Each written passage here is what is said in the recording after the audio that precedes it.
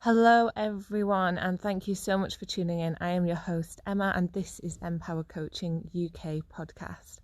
I did start this way back last year. Oh my god, that sounds weird to say now, but back in 2020, and I started the podcast during the first lockdown because I was like, yes, I'm going to make the most of this time that I've got and to try and just, keep myself sane. And it was just an opportunity to do something that I would never normally have time to do. And then, it's been a bit up and down, hasn't it, recently? I've been back in work, I've been out of work, back in work again.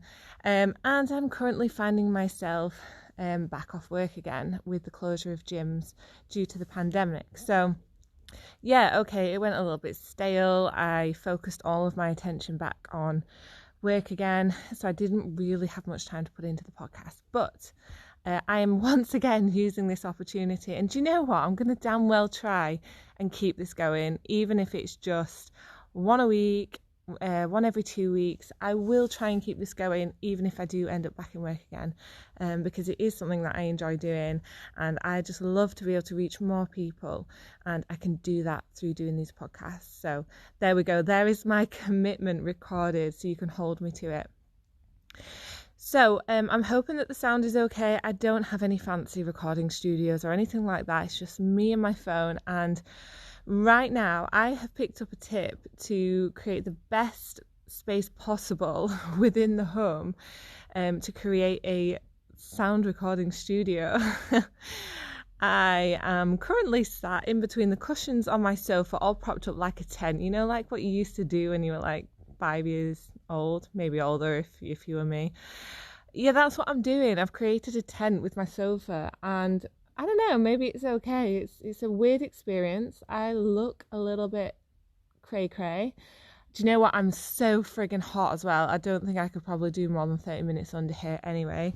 But yeah, I picked up this little trick listening to another podcast. That was called... damn it, what was it called? Do you know what? I can't remember off the top of my head, but I will let you know if it suddenly pings into my head. But yeah, so she had the idea of doing this, and I was like, yeah, okay, I'll give it a try. I don't have anything fancy, and here we are. That's why I'm here. So on today's podcast, I really want to talk about a quote that I came across the other day. I actually just put it on my Instagram. If you're not following me, it's Em.Powercoaching UK.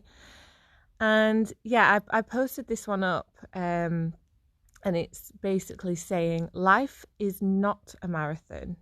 It's a series of peaks and valleys. That totally goes against the grain of most sort of marathon sprint quotes, where normally they're saying life is a marathon, it's not a sprint, which, yeah, okay, there is some truth in that. But I just really felt this one. I really believed this one sat with me well, because it's so damn true. Life isn't a marathon, it isn't a sprint, or maybe it is a marathon, maybe it is a sprint, but either way it will go up and down so bloody fast. I mean, is there a better time to be talking about how life has its ups and downs than now, right? Corona has shown us that.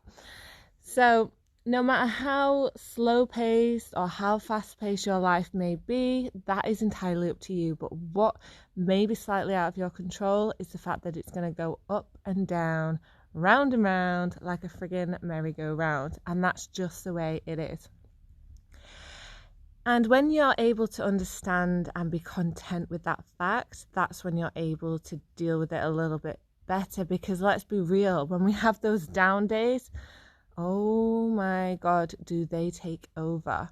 For example, yesterday, or was it the day before? I can't remember. My days are totally just merging into one right now. I had a really, really hard time, and I've had a lot of them. It's not just one day. There's been a lot of them. I've had tantrums and everything. But I just really struggled the other day, and I just wanted to cry. Like, I woke up and I was crying, and in the afternoon I had tears in my eyes, and I just felt like all day I was fighting back the tears. I didn't want to see anyone. I didn't want to talk to anyone. I didn't want to do anything. But then at the same time, I was getting upset because I couldn't see anyone, because I couldn't do anything, because I felt like I had no purpose, and because I felt lost. So I wasn't really doing myself any favours. But anyway, we won't go into it. I just want you to know that I had had a shite day, and that's just the way that it was. Now, I used to be someone who, if I had a really bad day like that, I would really let it get to me, and I probably wouldn't come away from it for like a solid week. It would really get me down, because I would start to see it as being a sign of weakness, that I wasn't able to be as productive or optimistic or positive or energetic as all these other people that I was seeing whilst scrolling through my Instagram and Facebook feeds. It would make me so unhappy that I had allowed myself to get to that point, and that I allowed myself to spend that day as being what I would have classed as wasted time. And because of that, you go into a spiral, and you cannot come out of it. You will just keep on whirling round and round and round and down.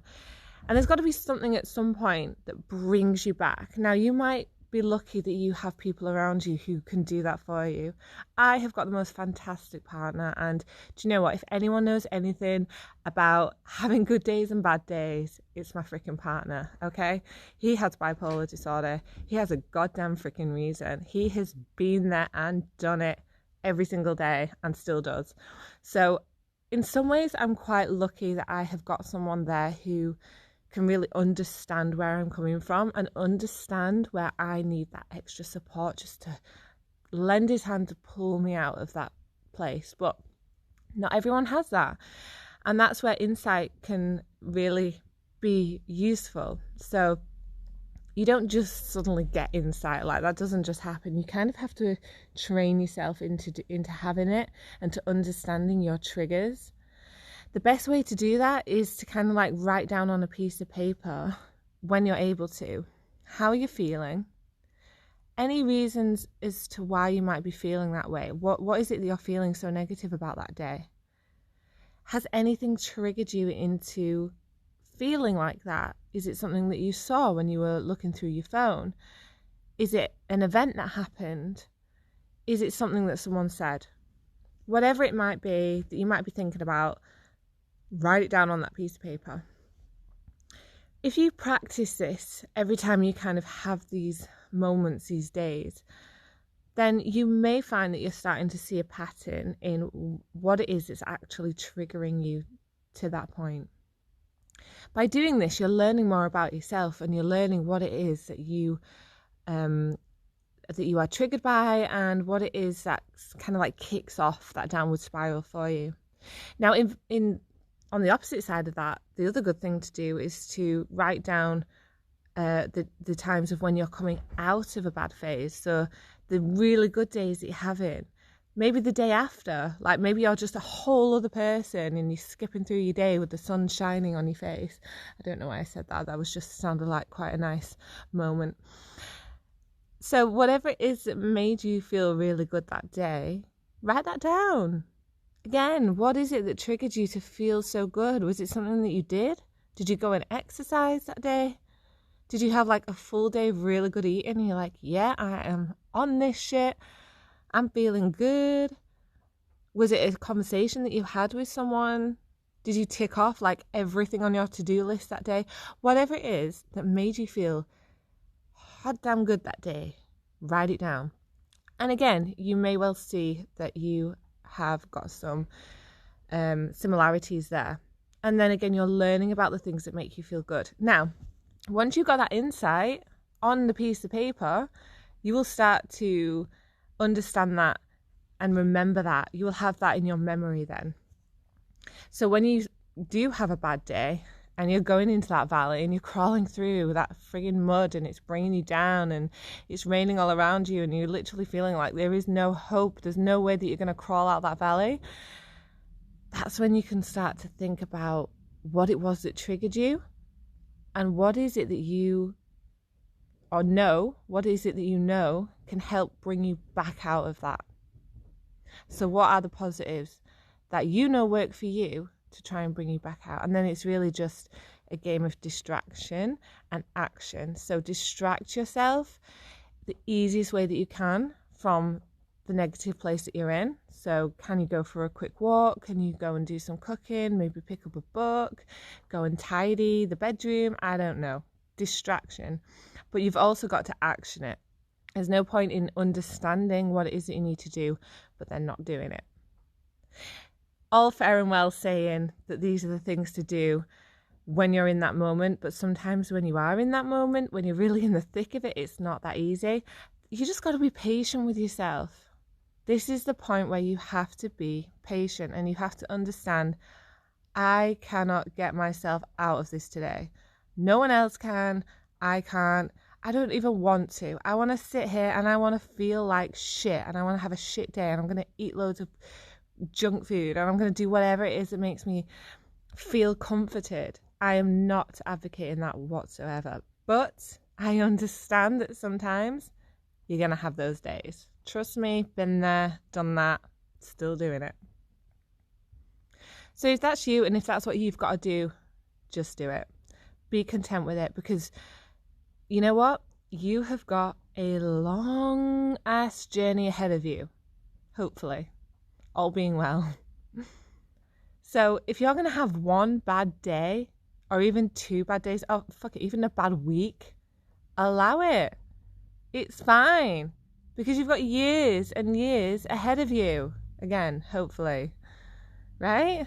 And if not, then, well, we take each day as it comes, don't we?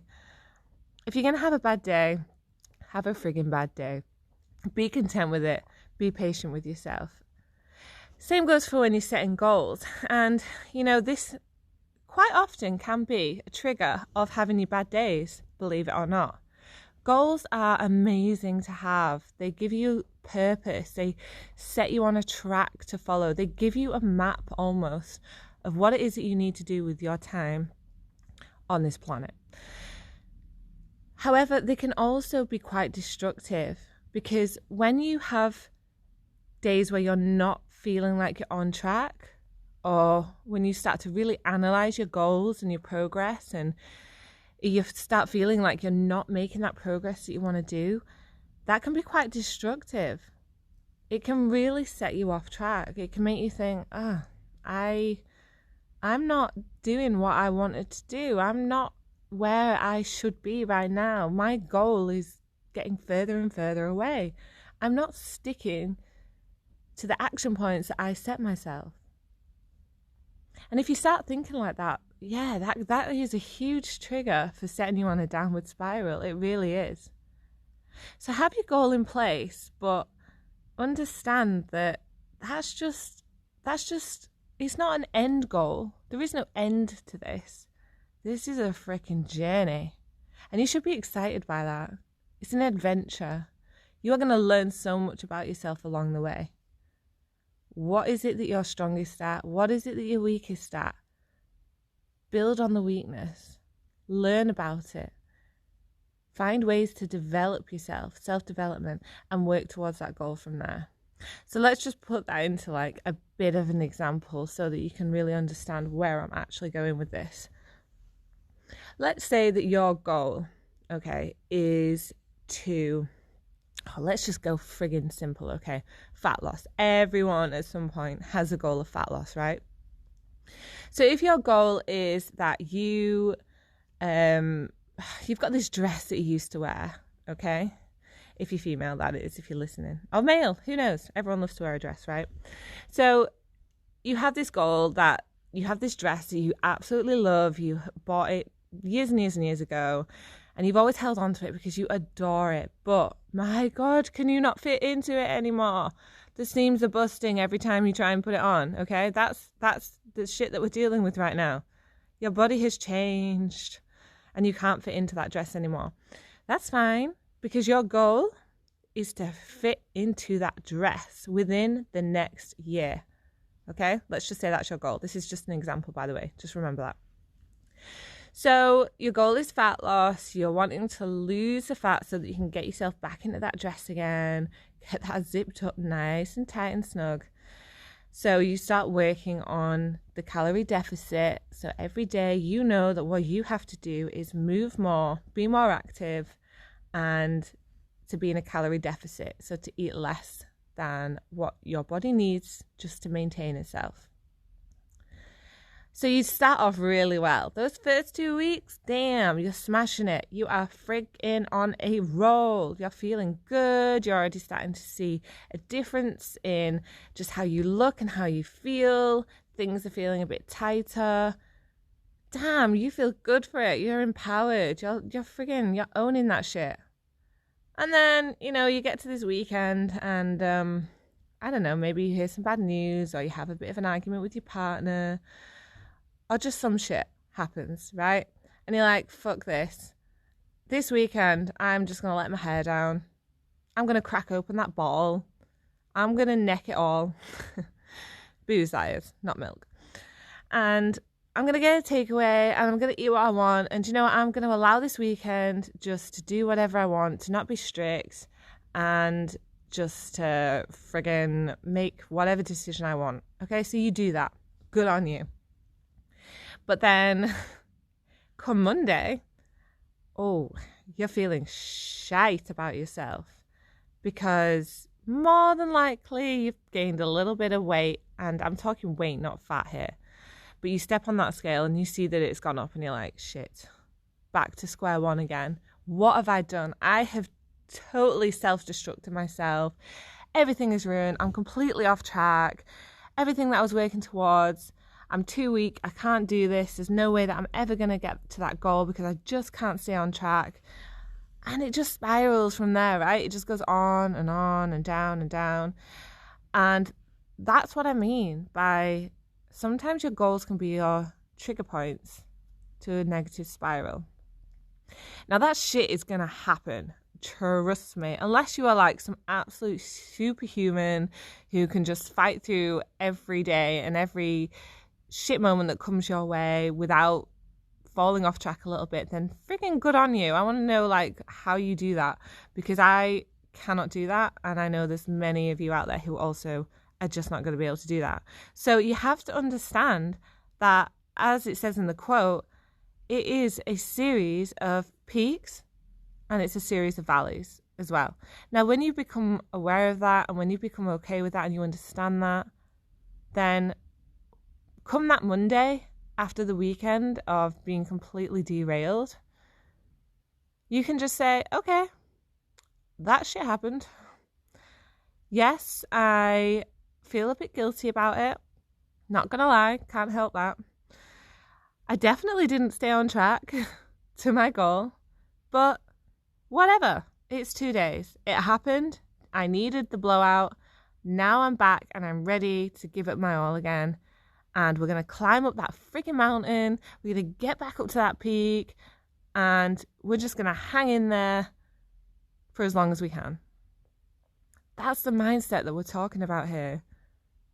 It's not about being guilty for having a shit day or a shit couple of days or just for offloading for a bit of time.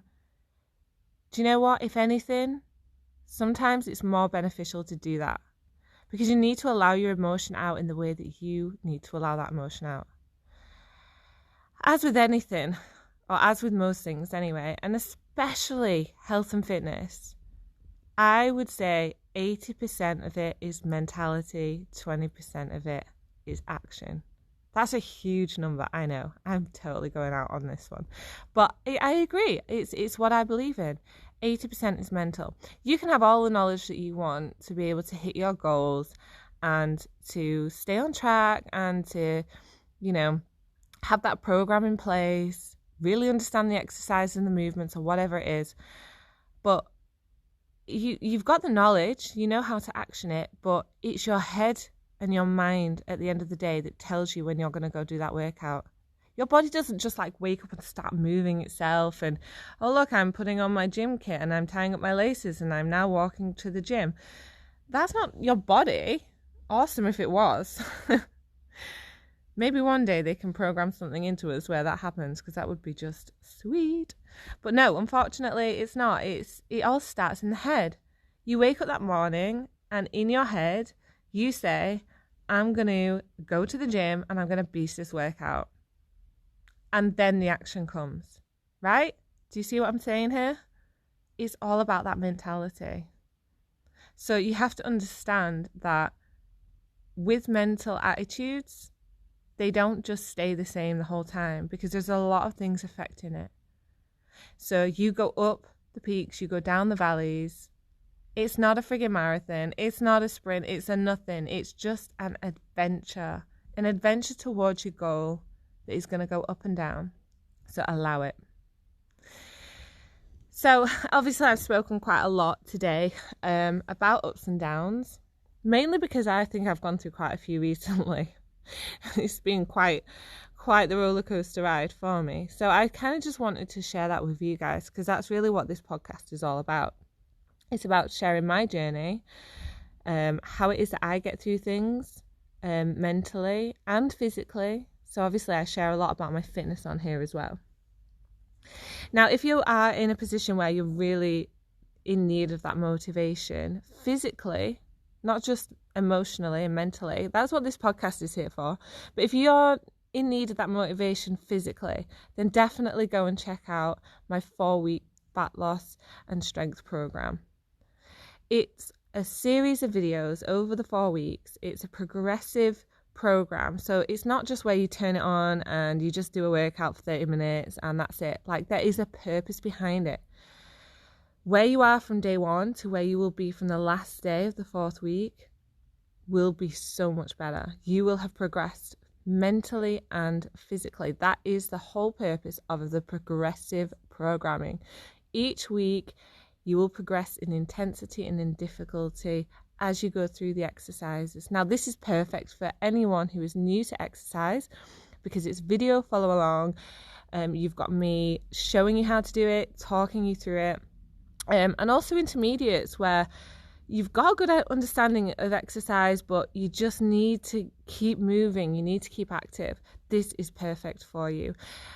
Within the membership, you also get access to an exercise library with 130 plus exercises in there, right? So you can just go and take your time to learn how to do exercises properly, and also use the videos to like build your own additional workouts if you want. You guys, you've got access for life to this program. So when you buy it for that $47, you've got it for life. You can do the program whenever you want. You can redo it. You can do it and then decide to continue it by just doing the odd favourite workout from it, or you can build your own, whatever. Either way, it's there. And it also includes an audio book as well, which covers 4 main areas with life coaching. So really good for that mental resilience and strength. And it also includes an audio book all about managing stress, which is perfect at this time, right? So it really does. It brings it all together. It's a very holistic approach to health and well-being, and it really looks at the mental and physical aspects of it as well. So go check that out. That's at www.Em.Power-coach.com. I will obviously drop the link in the show notes below as well. So I'd love to hear from you guys if you've enjoyed this podcast today, or if it's touched you in any way. That sounds really dodgy, but you know what I mean. If you resonate with what I've said today, please do leave a comment below. Leave me a review, 5-star obviously, because it really helps. And just let me know. And also I am going to start doing listener questions as well. So if you've got any questions for me with regards to health and fitness, whether it's mental fitness or physical fitness, then do please drop that question in the show notes, and I would love to be able to answer that on the next show. Thank you so much for tuning in. I hope you've enjoyed this show, and I will be back next week with another awesome episode. This has been Empower Coaching. I have been Emma, your host, and I am here to empower you.